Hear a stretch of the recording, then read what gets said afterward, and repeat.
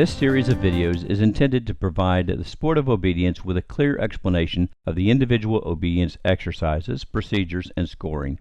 It is not intended to be the only resource, and participants in the sport are encouraged to attend judges' seminars and above all read the regulations.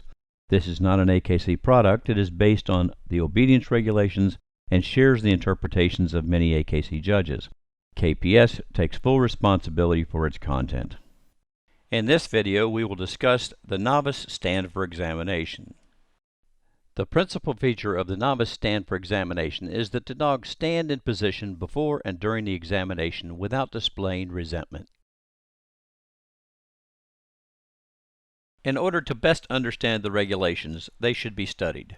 As in all obedience exercises, both the handler and the dog are scored on their compliance to the regulations. Chapter 3, Section 3 tells us that there are 30 points available for this exercise. In order to qualify in this exercise, a handler must retain more than 50% of the available points. In this case, that would be 15.5 points. The stand for exam exercise follows the figure 8 exercise and is the first exercise in novice that is performed off-leash. After the figure 8 exercise, the handler will remove the leash from the dog's collar and either hand it to a ring steward or place it on a stand identified by the judge.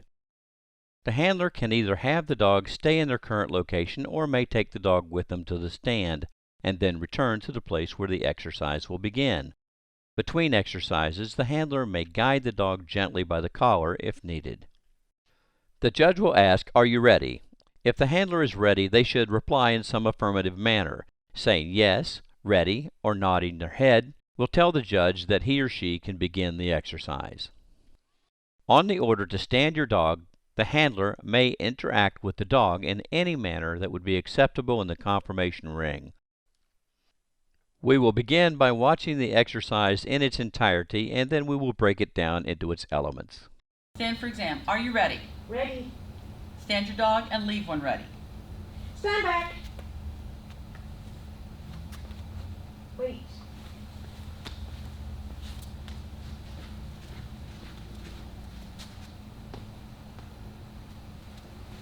Back to your dog.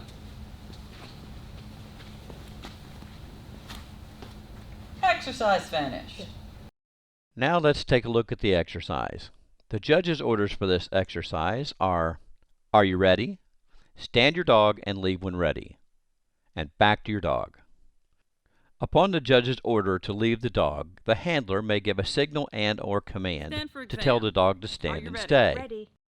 This command and/or signal starts the scoring for this exercise. The handler will then walk 6 feet from the dog, perform an about turn, and face the dog. The handler must not back away from their dog. This will be considered an additional signal to stay and will be penalized even to the point of non-qualification. The handler will remain standing about 6 feet from the dog with his or her hands in a natural position. The hands may hang at the side or may be crossed in front of the handler's midriff. Either hand position must be maintained until the handler returns to the dog. Upon the judge's command, return to your dog. The handler will return to heel position and wait until the judge orders exercise finished. At that point, the handler can release the dog. Heel position is defined as having the dog on the handler's left side straight in line with the direction the handler is facing. The area from the dog's head to the shoulder is to be in line with the handler's left hip. For this exercise, we must view this in a slightly different manner. The handler is to return to the right side of the dog, in line with the direction the dog is facing, placing his or her hip between the end of the dog's head and the top of the dog's withers. Heel position varies with the size of the dog. Positioning next to a smaller dog becomes even more critical as the handler returns or leaves from heel position. Here we see the handler leave from slightly behind heel position. This is scoreable, as is leaving from ahead of heel position. Coincidentally, in this case, the held signal could also be scoreable. A dog should receive a non-qualifying score if it leaves its place, sits, or lies down during the examination. Likewise, the dog will be non-qualified if it growls or shows resentment or shyness. Leaving its place is a matter of degrees. A dog taking a step or two, but that essentially stays where it was left, will require a judgment call. The judge will use his or her experience, training, and reasoning to determine the appropriate penalty.